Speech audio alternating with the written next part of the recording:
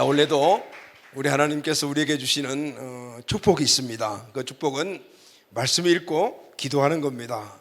말씀 읽고 기도하는 것은 우리의 신앙의 기본이잖아요. 터인데 이 터가 견실하지 못할 때가 많습니다. 그래서 원래는 꼭 말씀 읽고 기도하는 이 신앙의 터를 든든히 하는 우리 가족들이 꼭 됩시다. 아멘. 큰 믿음은 결국은 하나님의 말씀을 우리가 만회하는 것입니다. 그리고 이 말씀을 우리가 실천할 때 그 믿음이 이루어지는 것입니다. 그러기 위해서는 기도해야 돼요. 기도는 우리 모든 신앙의 근거가 됩니다. 자, 말씀 기도로 승리하시는 우리 가족들이 꼭 되시기를 바랍니다. 아멘. 오늘 가정에서 또 영상으로 시청하고 있는 우리 가족들, 그리고 또 함께 모여서 예배하는 온 가족들에게 오늘 특별한 이 말씀이 큰 은혜와 은총이 되시기를 다시 한번 예수님의 이름으로 축복합니다. 아멘. 다음 주일은 종려주일입니다. 그리고 고난주간이 시작되죠. 오늘은 사순절 기간 동안 이 세 번째 주일 맞고 있습니다. 우리는 이 사순절 절기에 십자가를 묵상합니다. 십자가가 우리에게 주시는 그 의미가 무엇인가, 그리고 그 십자가 사건이 나와는 어떤 관계가 있는 것인가, 그리고 그 십자가 이후에 필연적으로 따라오는 것이 있죠. 그것은 바로 부활입니다. 이 부활의 은혜를 소망하면서 경건하게 또 보내는 이 40일의 기간이 우리가 사순절 절기로 지내고 있죠. 그래서 주일 예배, 또 오후 예배, 금요 기도회 등등 모든 이 예배에서 십자가 중심, 예수님 중심의 말씀을 우리가 함께 집중적으로 나누고 있습니다. 자, 오늘은 나의 주님 되신 예수님, 나의 주님 되신 예수님 생각할 때마다 우리는 마음이 뭉클뭉클합니다. 그 예수님이 나의 주님 되신 그 이전에 그분이 행했던 일들이 나를 대신해서 십자가에 죽으신 사건이죠. 바로 십자가입니다. 이 십자가의 사건을 오늘 다시 한 번 더 우리가 묵상하고 십자가 주는 의미를 다시 한 번 더 깊이 새기는 그런 시간이 됩시다. 자, 여러분, 제가 여러분들에게 질문을 하겠습니다. 마음속으로 여러분 답변하시기를 바랍니다. 자, 첫 번째 질문은 저와 여러분 그리스도인입니다. 맞죠? 아멘.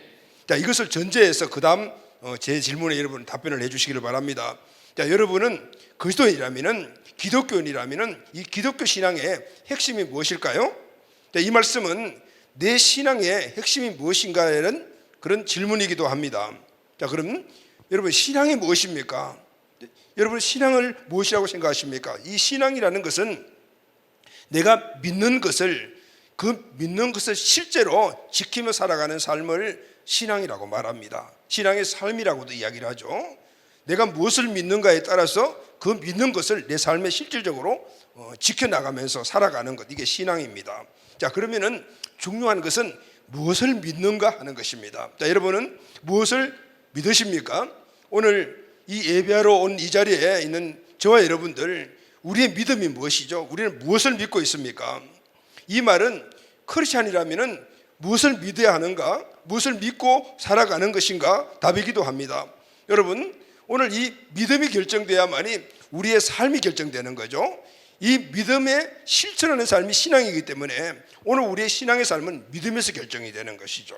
자, 여러분, 오늘 믿음이 무엇이고 신앙이 무엇인가 여러분 스스로 내면에서 한번 여러분들이 답을 가지시기를 바랍니다.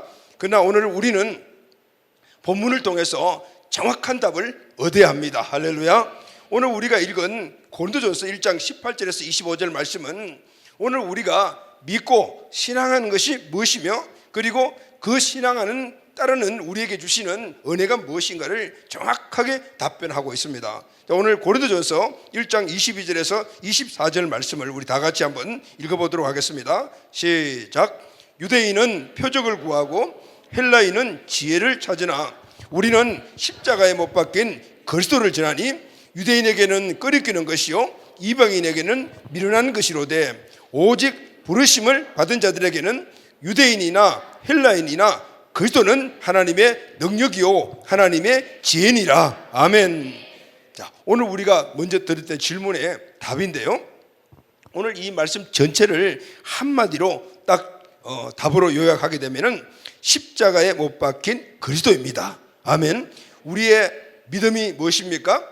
우리가 믿는 것은 십자가에 못 박힌 그리스도입니다. 아멘. 그러면 우리의 신앙, 신앙은 무엇이죠? 십자가에 못 박히신 그리스도가 오늘 우리에게 말씀하신 그 말씀을 따라 살아가는 것이 바로 신앙입니다.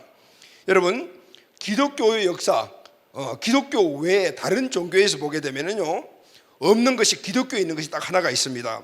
기독교만이 갖고 있는 유일한 것이 하나가 있는데 그것은 바로 십자가입니다. 유대교 역사를 보게 되면은 유대교는 기독교와 많은 부분에서 공유한 것들이 있죠. 구약성경 같이 공유하고 있고 또 우리가 믿는 하나님도 같이 믿는 종교가 바로 유대교입니다. 유대교 역사를 보게 되면 유대교에도 훌륭한 랍비도 있고 기적도 있고 능력도 있고 가끔 부활의 신앙도 나타나기도 합니다. 그런데 유대교를 아주 아무리 면밀하게 이렇게 헤쳐보아도 거기에는 십자가는 없어요. 십자가만이 오늘 우리 기독교의 유일한 상징이고 그리고 이 기독교 즉 예수 그리스도를 믿는 우리들에게 있어서 이 십자가는 자랑거리가 되는 것입니다. 아멘. 그런데 여러분 우리가 하나 꼭 알아야 될 것이 있습니다. 십자가가 우리에게 자랑거리고 기독교의 상징이라고 했을 때 십자가는 나무로 만든 것입니다. 나무로 만든 그 십자가가 오늘 기독교의 상징이 아니고 우리의 신앙이 대상이 아니고 그리고 그것이 우리의 자랑거리가 아니라는 것입니다. 십자가는 단지 나무로 만들어진 것이에요. 그러면은 왜 십자가가 기독교의 상징이고 왜 십자가가 오늘 우리의 자랑거리가 되어야 합니까? 그것은 그 나무로 만든 그 십자가에서 일어난 일 때문입니다. 아멘. 나무로 만든 십자가에서 일어난 사건 때문에 그것이 우리 기독교의 상징이 되고 그리고 그것이 오늘 우리에게 자랑거리가 되는 겁니다. 그래서 우리는 이 십자가로 만든 목걸이를 만들고 귀걸이도 만들고 팔찌도 만들고 왜냐하면 자랑거리이기 때문에 그렇습니다.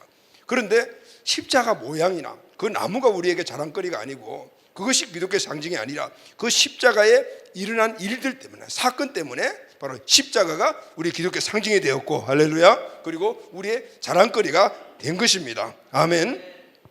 그러면은 그 십자가에서 일어난 그 나무 십자가에서 일어나는 일이 무엇이죠? 나무 십자가에서 일어난 사건이 무엇입니까? 22절 말씀을 보게 되면은 십자가에 못 박힌 그리스도라고 나와 있죠. 그리스도가 십자가에 나무 십자가에 못 박히신 일이에요. 그리스도가 십자가 나무 십자가에 못 박히신 그 사건 때문에 바로 기독교의 상징이 십자가가 되었고 오늘 우리의 자랑거리가 십자가가 된 것입니다. 자, 그러면은 예수 그리스도가 십자가에 못 박혀 죽으셨는데 그러면은 왜 죽으셨죠? 십자가는 사형틀입니다. 죄 지은 사람이 그것도 큰 죄를 지은 사람이 달려서 죽는 곳이에요. 그러면 예수님이 죄 때문에 죽었다는 결론이잖아요. 그런데 여러분 예수님은 죄가 없으신 분이십니다. 죄가 없으신 분이 그러면 왜 십자가에 달려 죽으셨죠? 바로 저와 여러분들의 죄 때문입니다. 아멘. 예수님은 십자가에서 달려 돌아가셨는데 자기 죄 때문에 돌아가신 게 아니고 그런 죄가 없으신 분이시지만은 바로 저와 여러분들 우리 모두의 죄 때문에 그 죄를 담당하여 주시고 대신 십자가에서 죽으셨다 그 말이에요.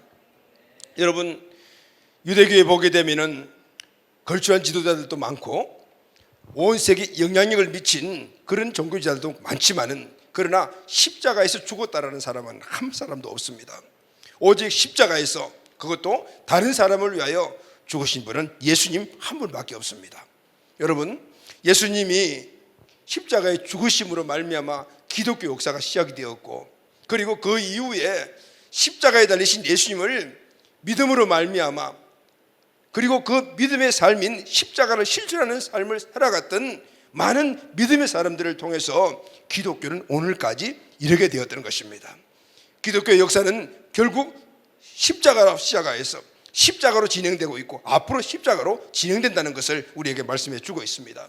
여러분 십자가가 예수님이십니다. 아멘. 나무가 예수님이 아니라 예수님이 십자가에 달리신 그 일을 상징하는 것이 십자가이기 때문에 십자가는 예수님은 십자가. 그래서 우리는 십자가가 우리에 그만큼 중요한 거예요. 십자가가 주는 의미가 그만큼 중요하다는 것이죠. 자, 그럼 여러분 오늘 우리는 믿음을 갖고 있죠. 그럼 우리의 믿음이 무엇입니까? 처음 서론에서 여러분들에게 제가 질문한 내용이죠. 저와 여러분들의 믿음이 무엇입니까? 십자가 예수님이십니다. 아멘.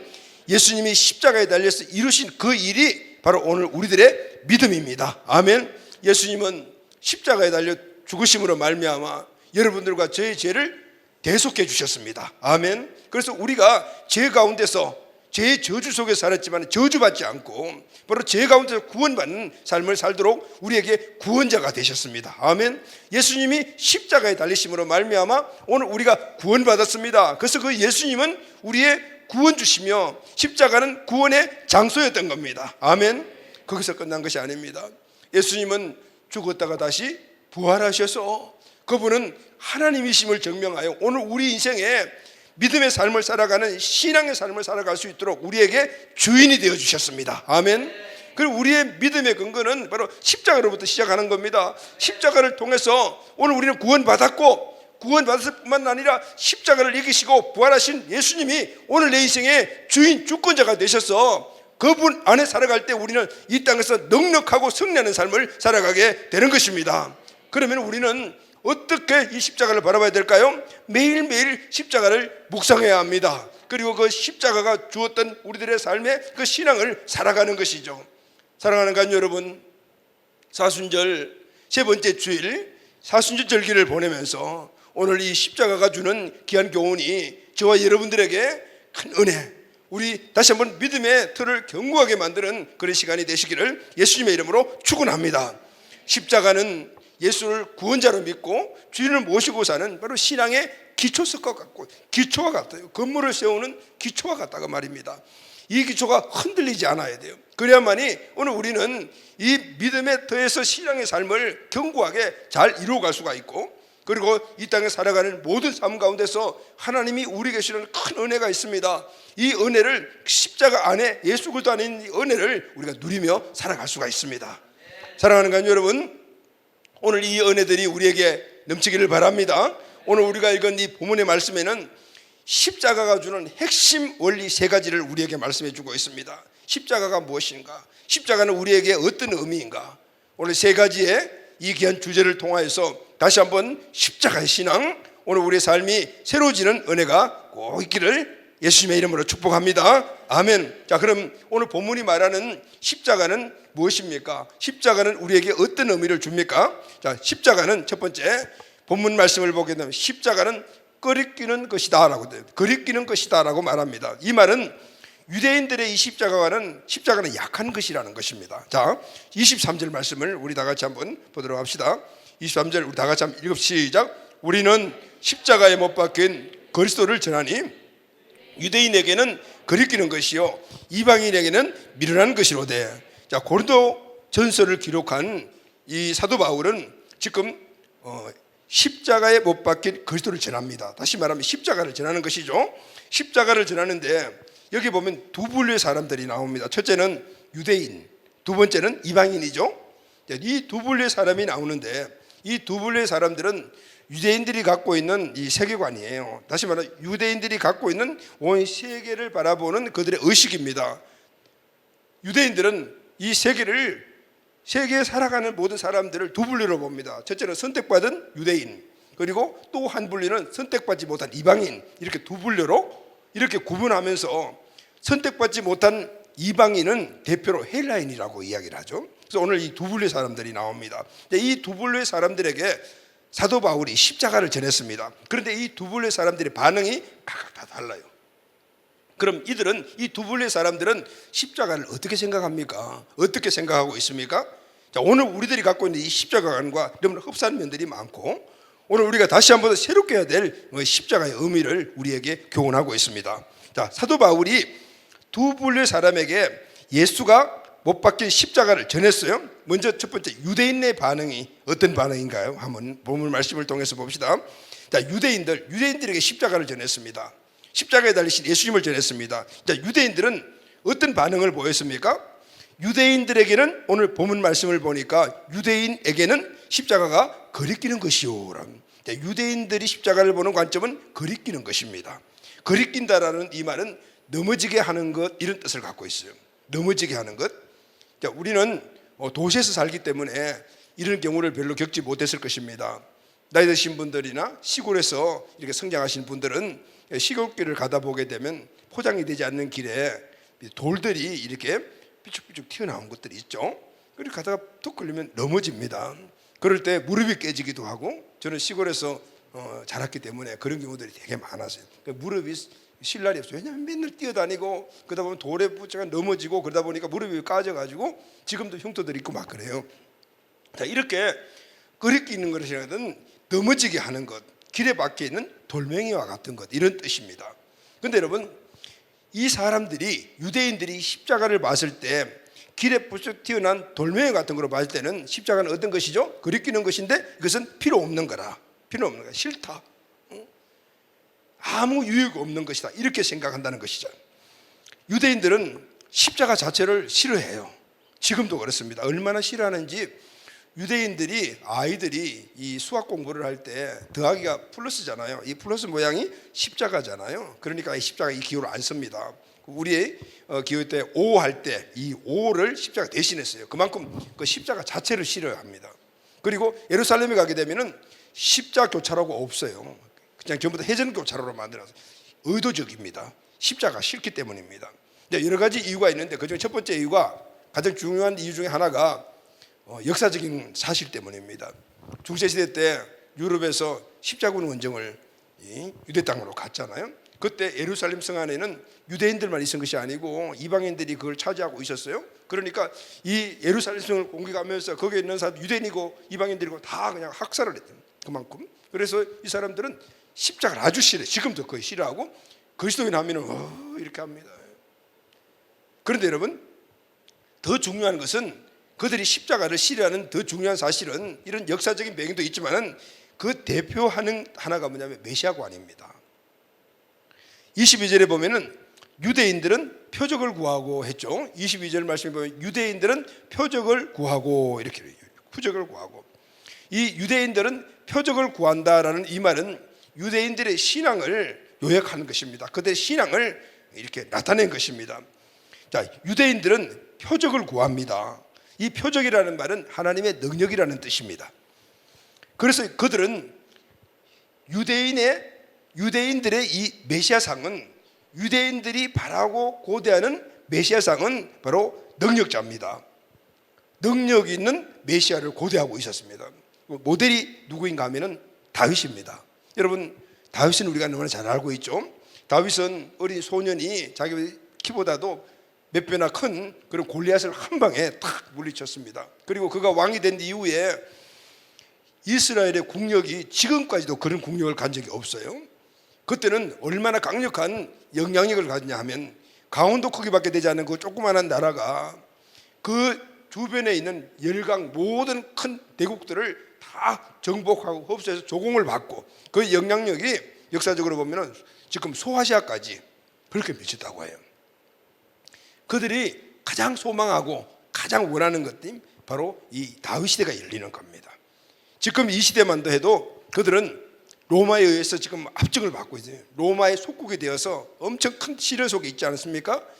그러니까 다윗과 같은 왕이 좀 나타나서 이 로마를 확 물리쳐버리고 다시 다윗의 왕국을 건설하고 예루살렘 성전에서 제사를 드리는 이런 나라를 소망하여 오매불망 그런 강력한 힘을 갖고 있는 메시아를 기대하고 있었어요. 여러분, 이스라엘의 역사를 보게 되면은 그들의 그 지정학적인 지리적인 여건을 보게 되면 우리가 너무 흡사합니다. 우리가 반도니까 일본과 그리고 또 중국 저쪽 위쪽에 있는 나라들이 왔다 갔다 하면서 우리가 늘 어려운 부분들이 많지 않았어요? 이들 똑같아요. 위쪽에 있는 큰 대국들, 밑에 있는 아프리카와 그리고 또 애국, 이런 나라들이 오고 내려가고 하면서 항상 짓밟혔어요. 그러니까 평화가 있는 날이 별로 없었어요. 그리고 오매불망 그들의 소원은 자유함이었어요. 그래서 그들이 인사는 이런 살롬이잖아요. 이게 바로 평안이거든요. 평안이 얼마나 그들에게는 오매불망 소원인지 몰라요. 수백 년 동안 그렇게 살았기 때문이었어요. 그래서 그들의 소망은 강력한 메시아가 와서 정치적으로, 경제적으로, 군사적으로 지금 이 시기를 변화시켜 주기를 원했던 거예요. 그런데 여러분, 그렇게 기다리고 기다렸던 메시아가 쫙 나타났어요. 기적을 일으키고 풍랑을 잠잠케 하고 죽은 자를 살리고 귀신을 내쫓고 그리고 오병이 여로 3,000명 5,000명을 먹이고 이런 역사를 막 일으키는 것이죠. 그러니까 온 이스라엘 백성들이 열광을 했습니다. 야, 다윗과 같은 메시아가 왔다. 그래서 그들은 그게 초점을 맞추고 완전히 열광을 했어요. 그런데 여러분, 그렇게 기대했던 그 메시아가 33살이 딱 되자 십자가에 달려서 아주 허무하게 죽어버리는 거예요. 그러니 그들의 기대와 모든 것들은 다 수포로 돌아가 버렸어요. 완전 실망해 버렸습니다. 여러분, 그분이 누구죠? 그 메시아가 누굽니까? 예수님이셨어요. 그런데 이스라엘 백성들이 오해하고 있는 것이 있었습니다. 이스라엘 백성들은 예수님이 정치적으로 군사적으로 지금 로마의 확정에서 구원해 줄 그런 군사적인 정치적인 메시아로 알았습니다. 그러나 예수님은 정치적인 군사적인 메시아가 아니고 영적인 메시아였어요. 할렐루야. 온 죄인들을 죄와 저주에서 구원해 주시기 위해 오신 메시아인데 이스라엘 사람들이 오해하고 있던 거예요. 그러니 이스라엘 백성들이, 유대인들이 예수님은 꼴도 보기 싫고 십자가도 꼴도 보기 싫었던 거예요.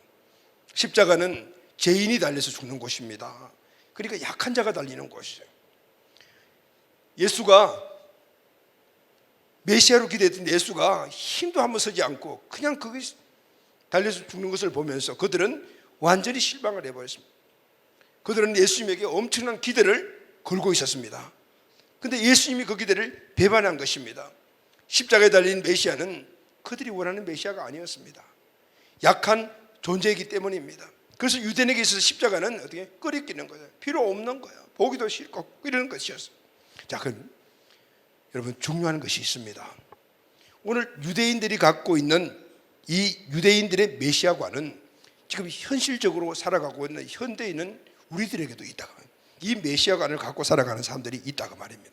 그것은 바로 믿음을 가지고 예수님을 믿되 예수님의 능력을 추구하고 그 능력을 추구하는 신앙의 삶을 살아가는 사람들. 여러분, 사람들은 누구나 다 능력을 추구해요. 능력이 필요하다고 생각합니다. 왜냐하면 이 경쟁사에 우리가 살려면, 끝까지 살려면 능력이 있어야 합니다. 힘이 있어야 합니다. 이 능력을 그래서 영향력이라고 말합니다. 여러분, 오늘 세상에서 승리하는 삶을 살고 그리고 복된 삶을 살아가려면 능력이 있어야 되는데 그 능력이 뭐죠? 어디에다 그 능력 기준을 두고 있습니까? 돈, 권력, 인맥, 스펙, 지식, 이것이 능력이라고 생각을 합니다. 자, 이런 생각을 갖고 있는 사람들이 예수님을 믿게 되게 되면 바로 예수님을 능력 있는 메시아로 말했던 유대인들의 그 메시아관을 갖게 되는 것이죠. 예수님은 능력이죠. 나에게 돈을 주고 명예를 주고 지식을 주고 그런 것들을 통해서 내가 세상에 승리하는 행복한 삶하고 성공적이고 출세하는 삶을 살아가게 해주시는 분이다라고 생각을 하는 거예요. 예수님은 나를 위한 강한 존재가 되어야 된다. 그래서 신앙생활을 시작하다 보면 조금 신앙생활을 하고 또 깊이 들어가다 보면 그렇지 않다는 것을 알게 됩니다. 그때는 어떻게 실망하게 됩니다. 유대인들과 똑같아요. 그리고 예수님을 떠나기도 하고 교회를 떠나기도 합니다. 오늘 많은 현대인들 그리고 믿음을 갖고 있는 현대인들의 신앙이 이런 모습을 갖는 데가 많다. 여러분, 십자가는 약한 자가 지는 겁니다. 십자가는 죄인을 달았던 형틀이었습니다. 우리는 강한 자가 되려고 십자가를 지는 것이 아니고 십자가의 삶을 사는 것이 아니고 예수를 믿는 것이 아니라 약한 자가 되려고 십자가를 바라보고 예수님을 믿는 겁니다. 아멘. 철학자 니체는 이런 말을 했습니다. 나는 기독교가 싫다. 왜냐하면 기독교는 약하기 때문이다. 그래서 나는 떠난다라고 말했습니다. 그래서 하나님을 떠나버렸어요. 그런데 여러분, 니체도 잘못 알고 있습니다. 기독교 원래 본질인 이 십자가는 그 자체가 원래 약한 것이에요. 강한 것이 아니에요. 약한 것을 강한 것을 찾으려니까 실망했다. 유대인들과 똑같습니다. 그래서 여러분, 우리는 이 십자가에 진행하는 의미를 알고 그 십자가의 그 의미를 아는 신앙의 삶을 살려면 우리는 어떤 삶을 살아야 될까요? 약한 자의 삶을 살아야 합니다. 부드러워야 합니다. 세상과 사람에게 군림하는 것이 아니고 세상 앞에 사람들 앞에서 무릎을 꿇고 연약한 모습으로 살아가는 것이 바로 십자가의 은혜를 입고 사는 우리들의 모습이 되어야 한다는 것입니다. 여러분, 그런데 아이러니하게도요, 우리가 사람들 앞에 무릎을 꿇고 세상 앞에 무릎을 꿇으면 우리는 연약하게 보이고 아무것도 할 수 없는 존재 같게 생각하지만은, 그러나 오늘 이것이 이 땅에 있는 교회와 성도의 강함이에요. 할렐루야. 이 연약함으로 교회와 성도는요, 오늘 모든 역사에서 환난을 이기고 어려움을 이기고 문제를 돌파하면서 결국은 세상을 정복했습니다. 아멘. 그래서 성도와 교회는 낮아질 때까지 낮아져야 되고 최고로 낮아지고 부드러워질 때까지 부드러워져야 되며 항상 섬기고 낮아지는 그 자세를 가요. 이 자세를 가지고 우리가 처해 있는 가정, 직장, 사업장, 사회 어느 곳에서도 그 일을 감당하게 될 때 그것을 변화시키는 강력한 영향력이 되는 것입니다. 할렐루야, 아멘. 역사적으로 그 사실이 지금까지도 증명되고 있잖아요. 사랑하는 가족 여러분, 사순절 세 번째 주일 맞은 오늘 이 십자가의 의미에서 첫 번째 줄은 십자가는 거리끼는 것이라는 사실을 우리 마음속에, 우리는 그 십자가를 우리 삶 속에 신앙하며 살아가는 낮아지고 겸손하고 어떤 상황에서도 부드러운 마음으로 살아가는 우리들이 다 되시기를 예수님의 이름으로 축원합니다. 아멘. 자, 두 번째는, 첫 번째 이 십자가가 유대인에게는 거리끼는 것이다 라고 했는데, 두 번째는 십자가는 미련한 것이라고 말합니다. 헬라인에게는 이 십자가가 미련한 것이다, 어리석은 것이다 라고. 고린도전서 1장 23절, 우리는 십자가에 못 박힌 그리스도를 전하니 유대인에게는 거리끼는 것이요 이방인에게는 미련한 것이다 라고 기록이 되어 있죠. 첫 번째는 유대인에게, 두 번째는 누굽니까? 이방인인데 헬라인을 말합니다. 여러분, 헬라는 지금 그리스죠. 이 헬라인은 그리스도인을 말합니다.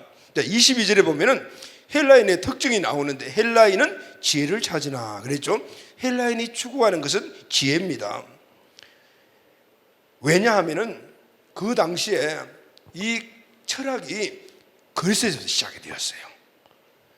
그래서 그들은 이 철학을 사랑해요. 그런데 이 철학이 필라소피아라는 헬라어를 사용했는데 바로 지혜를 사랑한다라는 뜻입니다. 그들은 지혜를 사랑해요. 지혜. 소크라테스, 플라톤, 아리스토텔레스 등등 이 철학의 거장들이 그 당시에 이 그리스의 이 철학을 황금시대로 만드는 그런 시기였어요. 그리고 그들은 자부심이 대담하죠. 왜냐하면 자기들은 철학을 아는 존재들은, 그러니까 지혜, 철학이 제왕이라고 생각을 했습니다. 그런데 여러분, 우리가 알아야 될 것이 있습니다. 철학의 기본이 무엇인지 아십니까? 철학은 합리성을 추구합니다. 합리성은 보이는 것을 가지고 결정하는 것이거든요. 보이는 것을 가지고 모든 것들을 판단합니다.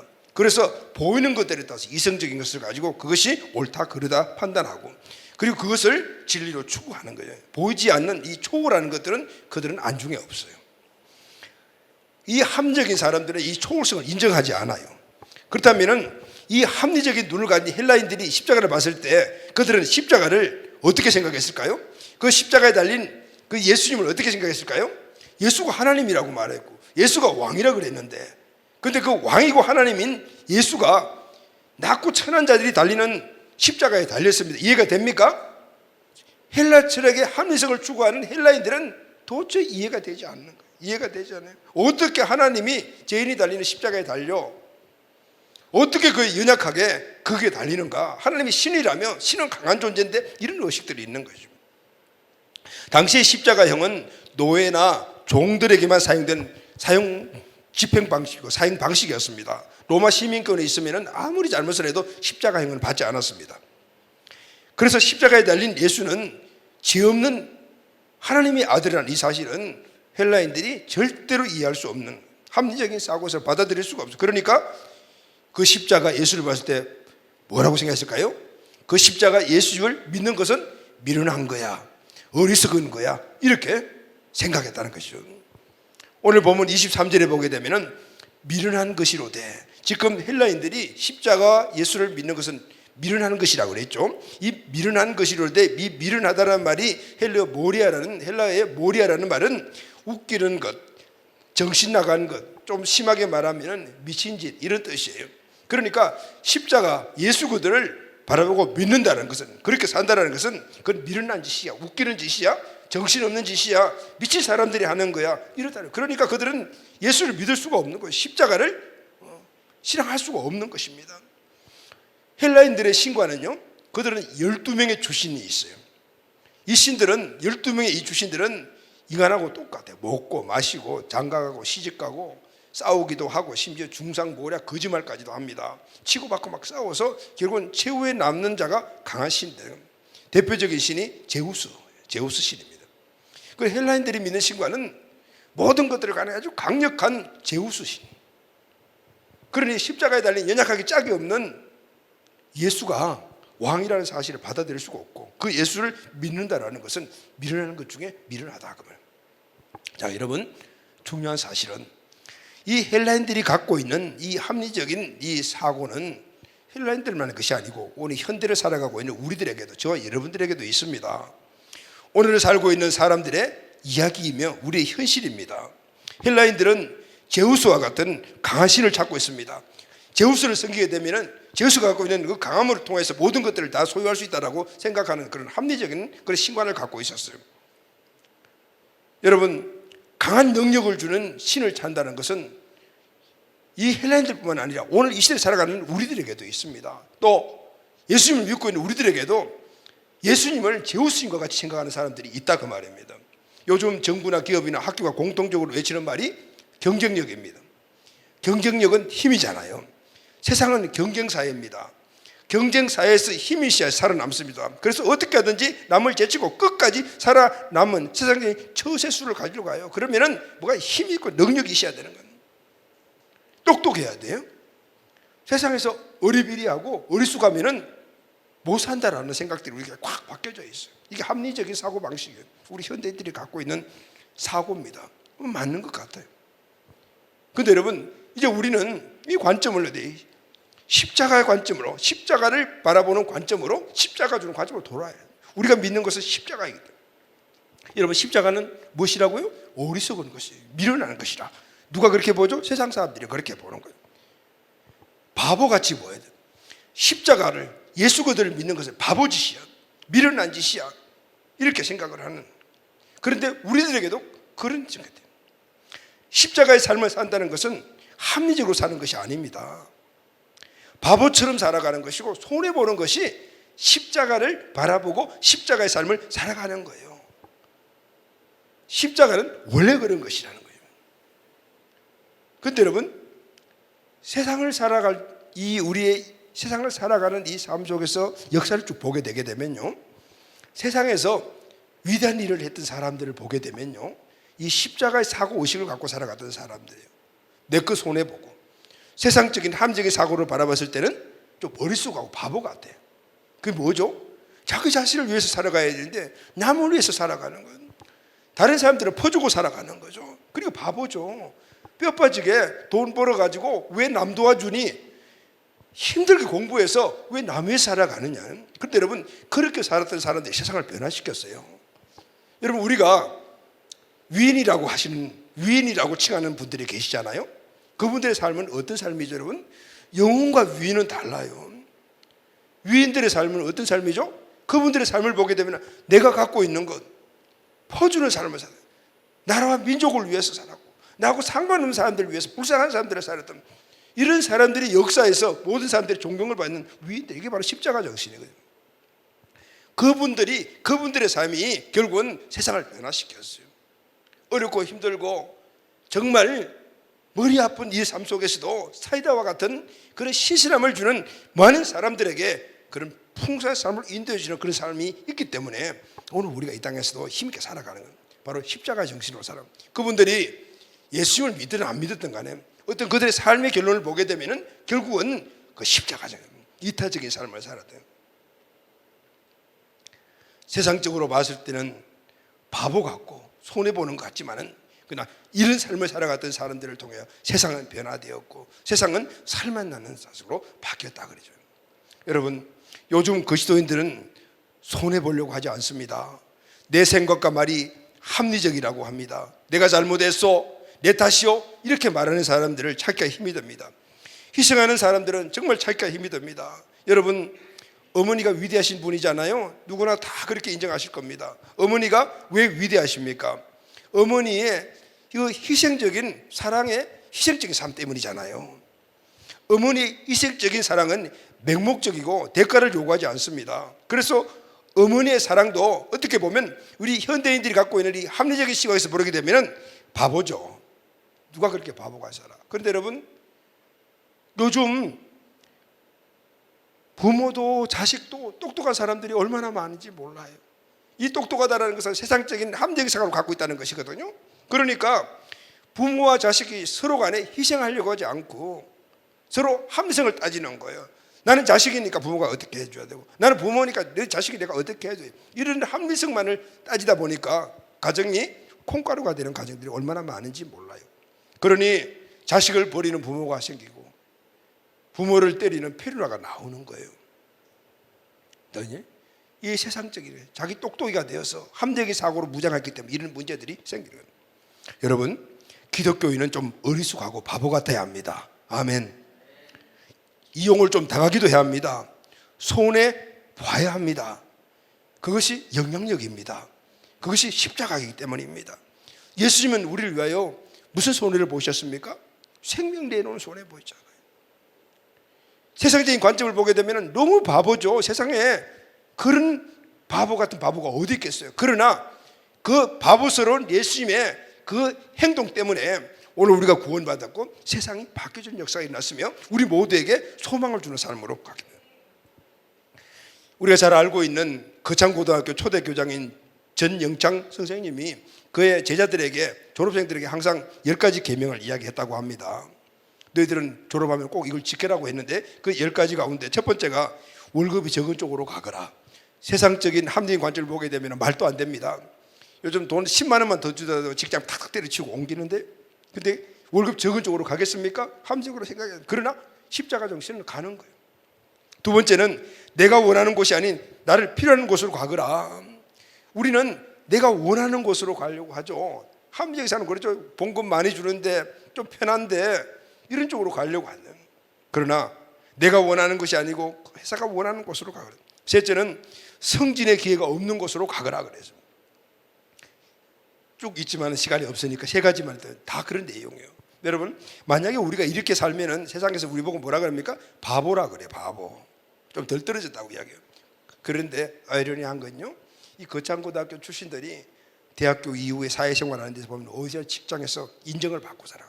그곳에서 영향자로 세워가는 거예요. 역설적이죠. 여러분, 왜냐하면은 십자가 자체가 연약한 것이기 때문에, 그 연약한 것 자체가 영향이기 때문에 그렇게 살게 되면은 영향자가 돼요. 할렐루야, 아멘. 우리의 삶에 오늘 이 은혜가 있기를 바랍니다. 마지막으로 세 번째는 십자가는 뭐예요? 무엇이죠? 첫째는 유대인들에게는 거리끼는 것이요, 그리고 헬라인에게는 미련한 것이라고 했습니다. 자, 우리에게는 그러면 십자가는 뭐죠? 십자가는 죽는 것입니다. 아멘. 나도 죽어야 합니다. 아멘. 십자가에 달린다는 것은 죽는다는 것을 의미합니다. 십자가가 가장 잔인하게 사람을 죽이는 형틀입니다. 두 가지에서 엄청난 시련을 듣다가 죽는 거예요. 첫째는 엄청난 고통을 받습니다. 십자가에 달리게 되면은 피 그리고 몸에 있는 수분들이 다 손이 될 때까지 생명이 붙어 있어요. 어떤 경우는 일주일 동안 십자가에 달리기도 한다고 합니다. 예수님은 6시간 동안 십자가에 달리셨어요. 얼마나 고통스럽겠습니까? 또 하나는 정신적으로도 엄청난 고통을 주는 것이 바로 십자가입니다. 이따 십자가형을 받게 되면 옷을 다 벗겨집니다. 우리가 사진이나 영화를 볼 때 예수님이 십자가에 달리실 때 이 하체는 가리고 있었지만, 그러나 그렇지 않습니다. 실제는 온몸을 홀랑 벗겨가지고 재판장부터 시작해서 십자가에 달리기까지 그렇게 그냥 십자가를 지고 가는 거예요. 아는 사람, 가족들 앞에서 수치스러움을 다 드러내는, 정신적으로 육체적으로 최고로 받다가 죽는 것이 바로 십자가형입니다. 그래서 토저 목사님은 철저한 십자가라는 이 책에서 십자가에 못 박힌 사람이 할 수 없는 세 가지가 있다고 말해요. 첫째는 십자가에 못 박힌 사람은 옆도 뒤도 돌아볼 수 없고 앞만 볼 수밖에 없다. 할 것이 아무것도 없다는 거예요. 둘째, 십자가에 못 박힌 사람은 과거의 자신의 곳으로 돌아갈 수가 없다. 왜? 발이 못이 박기 때문에 움직일 수가 없기 때문에. 세 번째, 십자가에 못 박힌 사람은 자기 생각대로 할 수 있는 것이 아무것도 없다. 손이 못이 박혔으니까 뭘 할 수가 있겠습니까? 십자가는 모든 것들의 자세한 고통이에요. 그러면 여러분, 십자가에 못 박힌 사람이 할 수 있는 일이 뭐죠? 딱 하나밖에 없습니다. 죽는 거예요. 근데 여러분, 이 십자가에서 죽는 이 죽음의 사실부터 기독교 역설이 시작이 됩니다. 기독교인에게는 죽음이 중요합니다. 왜냐하면요, 죽어야 부활하기 때문입니다. 죽지 않으면 부활이 없는 거예요. 세상 사람들은 이 죽음을 두려워하는 이유가 죽음이 끝이라고 생각하기 때문에. 그러나 오늘 우리에게는 죽으면 부활하는 것이죠. 부활하게 되면 다시 예수님의 생명을 우리가 누리게 되는 것이고, 그 예수님의 생명 안에 있는 은혜와 은총이 우리에게 있기 때문이에요. 갈라디아서 2장 20절에 보게 되면 내가 그리스도와 함께 십자가에 못 박혔네. 그런즉 이제 내가 사는 것이 아니요 오직 내 안에 그리스도께서 사시는 것이라. 아멘. 내가 십자가에 예수님과 함께 못 바뀌게 되면, 믿는 그 순간에 못 바뀌게 되면은 이제는 예수님과 함께하는 존재가 되고, 부활하신 예수님이 나와 함께하심으로 말미암아 오직 예수 그리스도가 내 안에 사심으로 예수 그리스도의 능력과 그 은혜의 삶을 우리가 살아가게 된다고 하면, 죽지 않으면 이런 일이 절대 안 일어난다는 것이죠. 자, 고린도전서 1장 22, 24절 오늘 전체 본문의 중요한 말씀을 우리가 한번 읽고 오늘 마치도록 하겠습니다. 다 같이 시작. 유대인은 표적을 구하고 헬라인은 지혜를 찾으라. 우리는 십자가에 못 박힌 그리스도를 전하니 유대인에게는 끄리끼는 것이요 이방인에게는 미련한 것이로되 오직 부르심을 받은 자들에게는 유대인이나 헬라인이나 그리스도는 하나님의 능력이요 하나님의 지혜니라. 아멘. 유대인은 표적을 구하니 십자가가 끄리끼는 것이고, 헬라인은 지혜를 구하기 때문에 십자가가 어리석은 것이지만은, 그러나 유대인이든 헬라인이든 어떤 상황이 있더라도 부르심을 받은 자들, 그들이 예수 그들을 믿게 되게 되면 유대인이나 헬라인이나 그리스도는 하나님의 능력이요 하나님의 지혜이며 하나님의 생명입니다. 아멘. 누구든지 그리스도를 믿게 되게 되면, 어떤 상황 속에도 믿게 되면은 그 그리스도와 함께 하심으로 말미암아 그 그리스도가 우리에게 능력이요 지혜요 우리에게 생명이 되는 거예요. 아멘. 여러분, 이것이 바로 십자가를 믿고 십자가를 사모하며 살아가는, 예수 그리스도를 믿고 예수 그리스도의 말씀을 실천해 살아가는 삶에 주시는 하나님의 축복입니다. 하나님의 능력, 하나님의 지혜, 하나님의 생명을 얻게 되는 줄로 믿습니다. 죽어야만이 그것을 얻게 되는 거죠. 사랑하는 가족 여러분, 사순절 오늘 세 번째 주일날 우리가 이렇게 많이 듣고 알고 있는 십자가에 대해서 핵심 원리 우리 세 가지를 함께 나누었습니다. 십자가는 미련하는 것이고 십자가는 끄리끼는 것이지만, 그러나 믿는 자들에게는 하나님의 능력이요 하나님의 지혜요 그리고 부활의 소망을 갖게 만드는 생명인 줄로 믿습니다. 오늘 이 말씀 우리 마음에 잘 박힌 목까지 박혀져서 우리 삶에 든든한 믿음의 터가 되어 신앙하는 우리 가족들이 다 되시기를 예수님의 이름으로 축원합니다. 아멘.